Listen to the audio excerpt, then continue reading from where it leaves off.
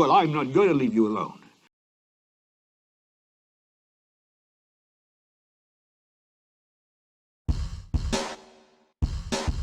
Over the last 20 years, the bulk of our military operations, as we all know, has been focused in the greater Middle East. And the strategic logic of that was, in effect, securing the Middle Eastern oil, giving us kind of a permanent presence that will give us absolute access to Middle East oil. I cannot begin to describe the idiocy of this whole endeavor. And we were doing that at the time when that oil was about to join cordwood and coal as superseded sources of fuel. Refusal to do so will result in military conflict, commenced at a time of our choosing.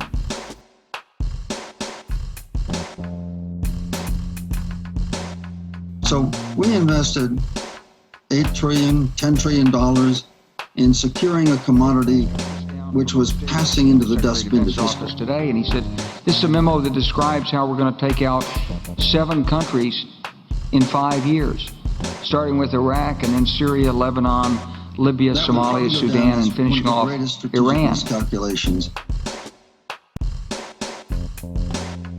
If we must begin a military campaign, it will be directed against the lawless men who rule your country, and not against you.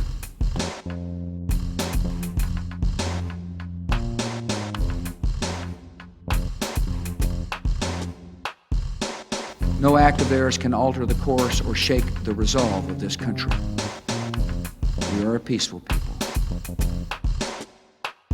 For the Iraqi people, the toll was far, far worse. In a country of only 25 million, 1 million Iraqis were killed. 800,000 children left orphaned.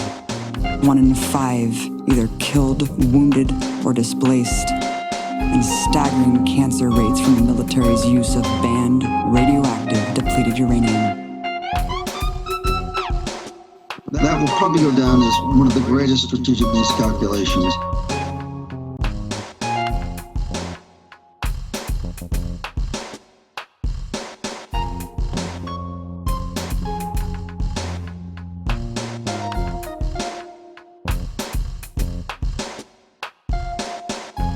To all the men and women of the United States Armed Forces now in the Middle East, the peace of a troubled world and the hopes of an oppressed people now depend on you.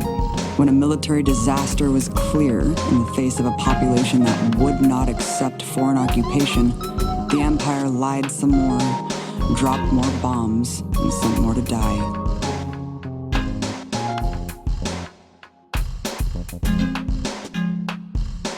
A million Iraqis are dead because you lied! My friends are dead because you lied! The air is unfit to breathe and our food is unfit to eat. We sit watching our TVs while some local newscaster tells us that today we had 15 homicides and 63 violent crimes, as if that's the way it's supposed to be. We know things are bad, worse than bad. They're crazy. It's like everything everywhere is going crazy, so we don't go out anymore. We sit in the house, and slowly the world we're living in is getting smaller, and all we say is, please, at least leave us alone in our living rooms. Let me have my toaster and my TV and my steel-belted radios, and I won't say anything. Just leave us alone. Well, I'm not going to leave you alone. I want you to get mad. I want you to get mad. Mad. I want you to get mad.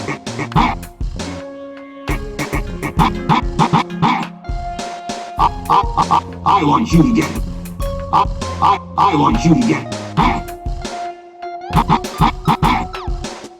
I'm not gonna leave you alone. The Iraqis are dead because you lied!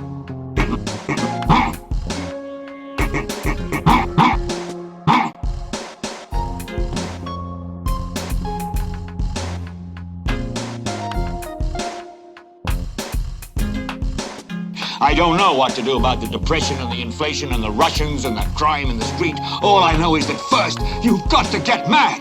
You've got to say, I'm a human being. God damn it. My life has value. When are you going to apologize for the million Iraqis that are dead because you lied? You lied about weapons of mass destruction. You lied about connections to 9/11. You lied about Iraq being a threat. You sent me to Iraq.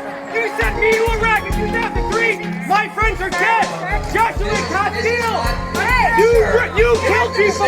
You lied. To 9/11, you lied about Iraq being a threat. You sent me to Iraq. You sent me to Iraq in 2003. My friends are dead. Joshua Castile, you killed people. You lied. I want you to get lied about WMD. I want you to get back.